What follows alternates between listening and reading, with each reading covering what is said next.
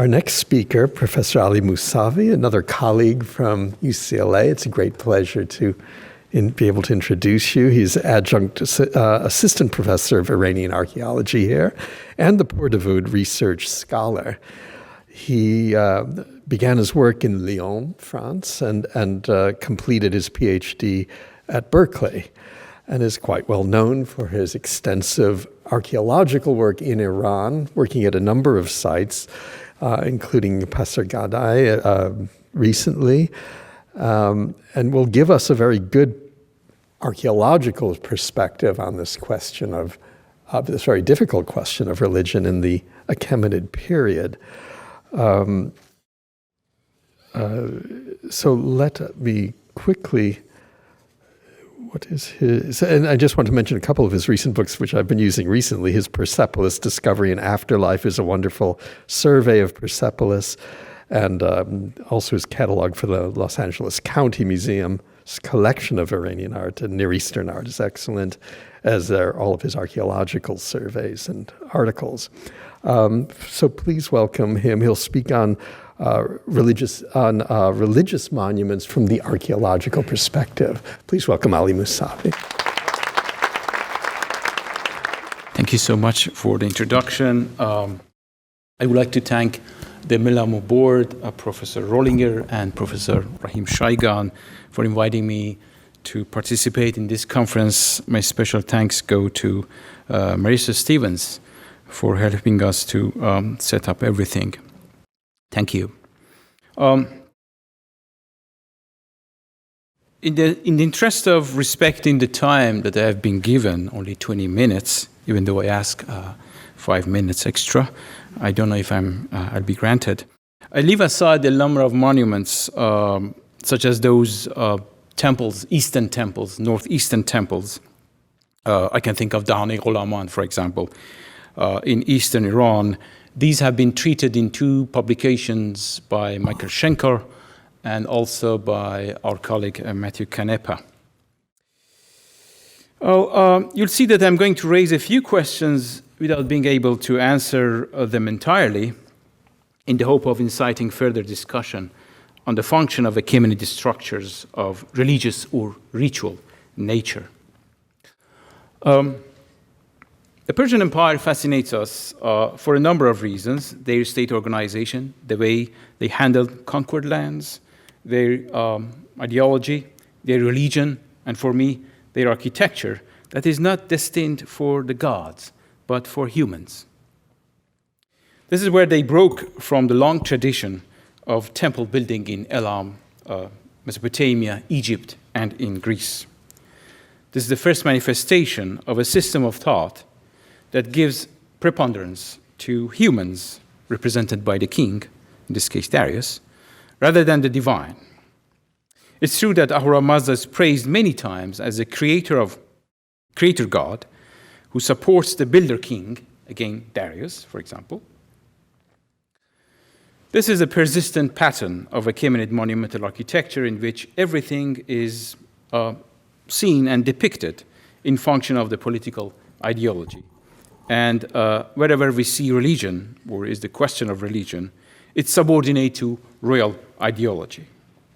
Ahura Mazda himself, who seems to have the power to grant legitimacy to the king, is a guarantor of temporal power. The dilemma we have, I think, in interpreting some of the Achaemenid buildings is our fixed assumption that the Achaemenids were Orthodox Zoroastrian, and their architecture reflect their religion. This is how buildings of enigmatic character, such as Kabe Zartosht, have become, for some, fire temples and sanctuaries. Thus, I think, and I agree with our esteemed colleague, Professor Garrison, that let's try to see the architecture of the Achaemenids in the context of their time, without the Zoroastrian lens.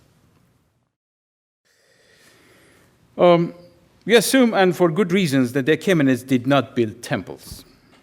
In the corpus of Achaemenid royal inscriptions, there are only 2 instances where Achaemenid kings refer to places or practices of worship, one in the Bisutun inscription, where Darius declares that he reconstructed the Ayadanas, that literally means place of worship, sanctuary, or simply the practice of religious ceremonies. And the other is in Xerxes' famous Daiva inscription, XPH, in which Xerxes talks about a cult of demons and their place of worship, Daivadanas, sanctuary of false divinities. Whether or not these refer to actual physical buildings or sanctuaries is not very clear. Then we have the Persepolis fortification tablets.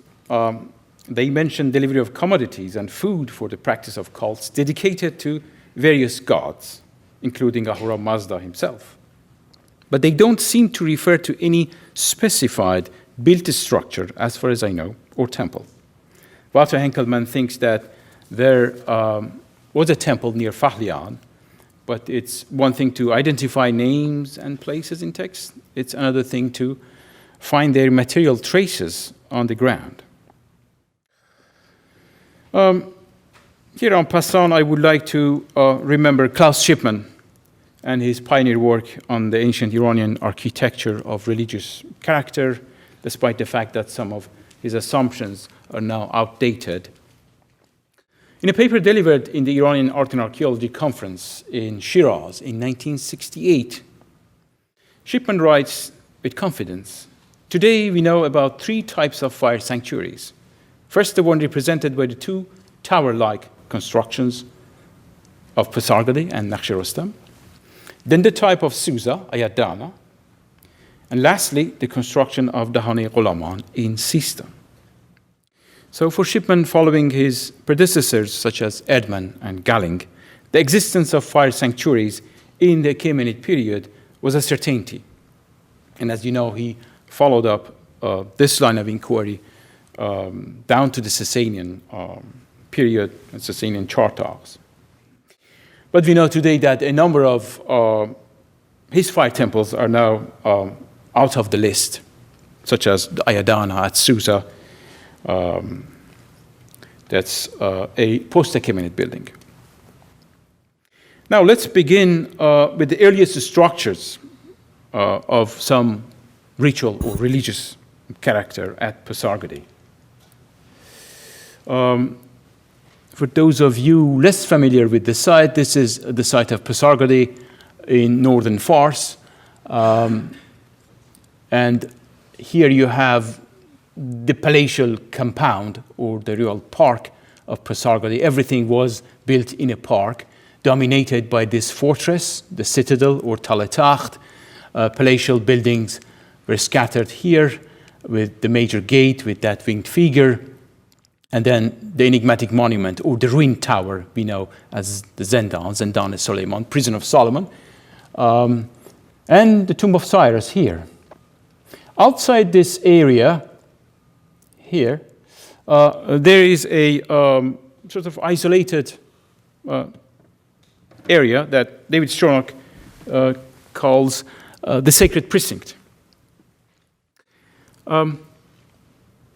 Here. So this is Talet-Takht, the Zindan, and the tomb is here.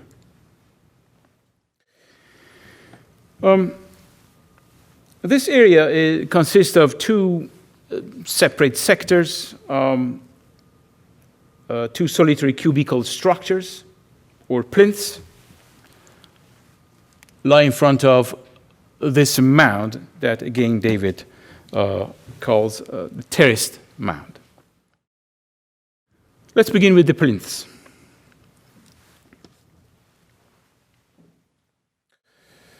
These structures have been interpreted since the 19th century as fire temples, fire sanctuaries. As you can see here on this drawing, beautiful drawing by Flandin and Coast, that's a vue des Atashgah, fire temples. So we have 2 plinths here. The north plinth consists of a plain cube, while the southern plinth has a step top and is approached by a single flight of steps. There's no ancient inscription that tells us about their date and function. Only the character of the masonry confirms a probable construction date in the 6th century BC. And again, several interpretations of the original function of these structures have so far been put forward, including the famous one, by Kurt Galling in 1925 or 26, who compared the south plinth with the steps represented on the facade of the tomb of Darius at Naqš-e Rostam. I'll come back to this later. Personally, I'm not convinced, even though that I think that the plinths were used in some important ritual or ceremonies at that place. In 1975, the Iranian archaeologist Parviz Varjavan discovered a very similar flight of steps in the vicinity of Sirjan, some 250 kilometers southeast of Pasargadae. He thought that it might have been detached from the northern plinth in medieval times. In fact, there's a medieval inscription from the Atabaks of Fars, 14th century inscription. And maybe originally these structures didn't have steps at all, and that the steps were added later. This is something to find out. I should also mention Pierre Amier's attractive reconstruction of the southern plinth, in which he sees the structure as a small tower with stone base and a light superstructures, maybe in wood. I would very much like to agree with him if he had conclusive archaeological evidence to substantiate it. Maybe we need to dig more in the area. And there is a third plinth at Pasargadae, on top of a mountain known as Kuh Yaqub, Jacob's Mound, here. In fact, this is a sacred mount or mountain. This is the highest hill or mountain in the plain of Pasargadae, and it has the only hill that still possesses its trees. And local people, they don't go there, they don't cut trees because of its sacred character. And on top of this mountain, there is a ruined plinth, similar to the north plinth in the sacred precinct, as you can see. This is pure idolatry of nomads. Just ignore these. But the stones are Achaemenid, for sure. Would this be the missing piece in Roman Gershman's interpretation of these structures as a group of divine triad, Ahura Mazda, Mithra, and Anahita? On the present state of our knowledge, we can neither confirm or refute this.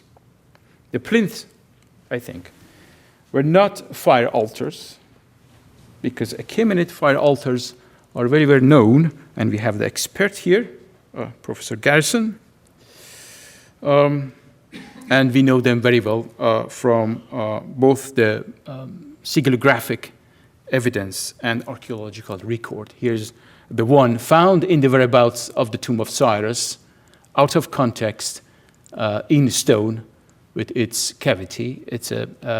And it's heavy. The two pieces, actually this one weighs more than 200 kilos. So it's not a mobile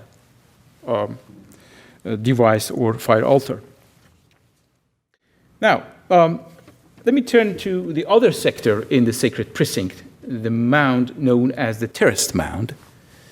In 1928, Ernst Herzfeld partially excavated the top of the mound and uncovered a series of mud brick terraces or platforms. He suggested that the uppermost structure could have supported a gabled shrine, here's his reconstruction, similar to the tomb of Cyrus. And this is the first sketch plan of the area with two cubical structures, plinths, and this mound and its terraced platforms. Later, David Stronach in 1961-62 investigated the area. His work yielded the side walls of the terraces and a flight of steps in stone, dry stone. And he also found some gold leaves in the area. Stronach thought that it was one of those ayadanas to which Darius refers in his Bisutun inscription. The results of the recent exploration of this area, the terraced mound, revealed a mud brick fire altar set on the ground. It's a unique fossilized fire altar from the Achaemenid period with traces of its last ritual, after which it was sealed off with bricks. So what you see here, you see broken, burned bones that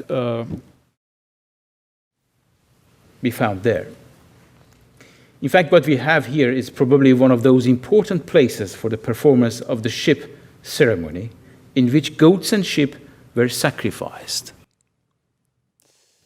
We retrieved something like 70 to 72 kilos of bones, young goats and sheep were consumed, killed and consumed there. And we have a textual record from the Persepolis fortification tablets. For example, this one, a total of 420 heads consumed during the 20th year of Darius, 502 BC. And according to my colleague Walter Henkelmann, this is by far the highest number of livestock for religious offerings mentioned in a single text. It could also be the funerary ceremonies known as shumar, for example, referring to some funerary constructions, or place itself, or bashur, referring to an offering table on which funerary offerings could be presented. But we have this indication from the tablets, 2259, the famous tablet, in which Pasargadae is mentioned, with the consumption of animals for sacrifice. And we have, well, I should mention Shahrukh Razmju's suggestion that the function of the palace of Darius, based on the reliefs on the south stairway, was of ritual nature, because of the reliefs depicting, for him, priests carrying food for the sacrifice. Personally, I think that they display the provisions of food for the royal table, which could be for some religious purposes. But I don't see how the building could be a temple. I'm more inclined to accept this type of practice at the site of Pasargadae. Now, the towers. The ruined tower of Zindan-e-Suleiman and its equivalent, Kabe Zartosht at Naqš-e Rostam, are among the most enigmatic buildings in Achaemenid Fars. The two towers are unique. Nothing exactly like them was built before or afterwards. There are once again varied interpretations of their original functions: fire temples, tombs, house of archives, storage rooms for royal and coronation equipment. None has so far been convincing, as far as I know. As for the date, again, in absence of inscriptions, the Tower of Pasargadae is dated to the reign of Cyrus because of its location at Pasargadae and stone-cutting techniques. The Kabe at Naqš-e Rostam is thought to be later, again, because of the same criteria, location and masonry techniques and stone-cutting techniques. The monuments were not isolated, yes, but let's look. So here you have the ruined tower of Zindan at Pasargadae. Here's a reconstruction, and this one that I took from David Stronach's publication. This is the facade of the tower at Pasargadae. This is the one at Kabe Zartosht near Naqš-e Rostam. I'll come back to this later. The two towers are almost identical, as you can see. Yes, the towers were not isolated. The presence of a low mound behind the Zendan has been known since 1928, and we have an aerial photo taken by Eric Schmidt in 1935, in which you see this low mound behind the Zendan. In 1999, a French team led by Rémy Boucharla conducted a series of geomagnetic surveys that partially revealed the existence of a building, but then they couldn't do more because of the iron scaffolding, metallic scaffolding, that created sort of magnetic pollution for their device at that time. And then the recent exploration of the area revealed a large building of some maybe 1,800 square meters. And that building apparently never saw a state of completion. It had been deliberately raised and filled carefully with stones before or at the time of the construction of the tower. So we have, yes, here you have the filled areas. These are the walls, let's say the foundation of this building's walls in mud brick and chine, that compact mud. And then spaces in between, or empty spaces, like these rooms and hallways, were carefully filled with stones. We found discarded fragments thrown in different areas of this while they were doing the filling. These came from various structures. We tested the stone. The stone is Achaemenid, most probably from the workshop of the tower, the Zendan. We have a C14 date. It gives us a date between 550 and 480 BC for this building. We know that the building was partially restored under Darius, and who replaced its door. So here's a new, let's say, reconstruction of the door of the Zendan, different from the one presented in David Stronach's publication. So the door is from the reign of Darius, for sure. We see the traces of dented tooth chisel.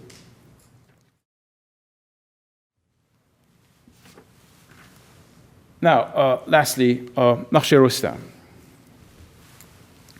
is a beautiful site of Naqš-e Rostam with the cliff and rock-cut tombs of Achaemenid kings, and again, this enigmatic monument whose sister we saw just at Pasargadae.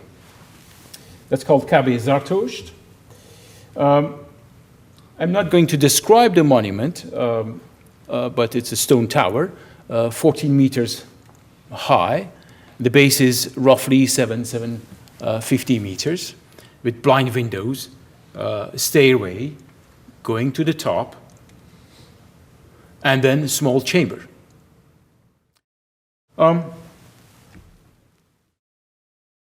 And we have traces of its door that was occasionally opened and closed. Here. You have these channels, and for the installation of the two leaves of a heavy door, maybe in stone, according to Herzfeld in bronze, according to Schmidt in wood, but then gold-plated.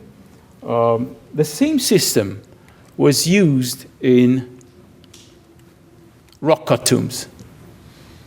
So you have the same system of door used for the rock-cut tombs of Achaemenid kings. We cannot deny the funerary aspect of these towers because they were built in places where there were tombs. We have one at Pasargadae with the tomb of Cyrus, and one here at Naqš-e Rostam, the royal cemetery of Achaemenid kings. Now, reliefs on the facade of the rock-cut tomb cut tombs could be in fact the image of some funerary ceremonies taking place in the real world at Naqš-e Rostam. So here we have the upper part of those rock-cut tombs. You have the image of the king with his bow in front of this enigmatic, again, winged symbol, and then a fire altar, and then throne bearers of the Achaemenid Empire or the Achaemenid king. The number is 30. I don't know if it's a coincidence or not. The number of these steps is 32. So why not think of the tower as the monument that could serve to exalt the king, whether that was the dead king or his successor, the new king? I strongly believe that the sacred cliff of Naqš-e Rostam may still contain Achaemenid remains that are highly desired to be uncovered. Maybe here. We have less chances here or around the Kaaba that was cleared and used under the Sasanians. All the glyptic, textual, and archaeological records point to the 6th century BC for the instruction of our materials, seals, texts, the structures. More specifically, to the reign of Darius. He's the one who introduced, or at least continued, rites or ceremonies such as land and ship. I admit I don't have yet enough materials to support in full my sayings, but it seems logical to see Darius as the builder of the towers, both towers, to use them as memorial or funerary structures from the top of which the king would preside ritual ceremonies. And this is the task of future archaeological fieldwork at the site. Thank you so much.